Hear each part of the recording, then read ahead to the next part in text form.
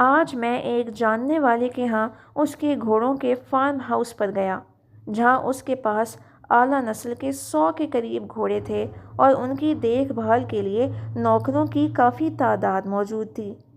معمول کی گپ شپ کرنے کے بعد میں نے جناب سے عرض کی کہ اللہ نے آپ کو بہت کچھ عطا کر رکھا ہے، آپ جدی پشتی جاگیردار ہیں، آسائشوں سے بھرپور زندگی گزار رہے ہیں۔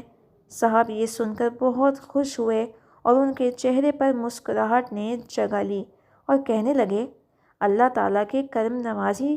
میں نے جب ان سے یہ کہا کہ اللہ کے دیے ہوئے مال میں سے کچھ رقم آپ غریب طلبہ و طالبات کی تعلیم پر خرچ کریں تاکہ غریب طالب علم بھی اپنی تعلیم مکمل کر سکیں اور معاشرے کے مفید شہری بن سکیں، آپ کی یہ نیکی آپ کے لیے صدقہ جاریہ ہوگی۔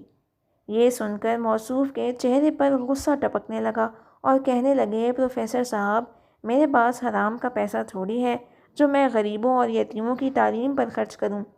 یہ سن کر میرے پیروں تلے سے زمین نکل گئی اور میں نے ان سے کہا، محترم، غریبوں اور یتیموں کی تھوڑی بہت مدد کرنے سے آپ کا مال و دولت کم نہیں ہوگا، بلکہ اللہ تعالیٰ اس مال کو دوگنا کر دیں گے۔ تب موصوف نے اپنی جیب سے 500 روپے نکالے اور مجھے تھما دیے اور کہا کہ پروفیسر صاحب، کسی غریب طالب علم کی مدد کر دیجیے گا۔ میں وہاں سے یہی سوچتے ہوئے چل نکلا کہ ہمارے معاشرے میں امیر لوگ اپنی قیمتی اور نایاب نسل کے گھوڑوں پر کروڑوں روپے خرچ کر ڈالتے ہیں اپنے شوق کو پروان چڑھانے کے لیے، ملازمین کو کافی تنخواہیں دیتے ہیں، جبکہ غریب طالب علم کی مدد کی بات کی جائے تو ان کی مال و دولت کم پڑ جاتی ہے اور وہ غصہ ہونے لگتے ہیں۔ ایسے لوگوں کی سوچ پر ماتم کے سوا کچھ نہیں کیا جا سکتا۔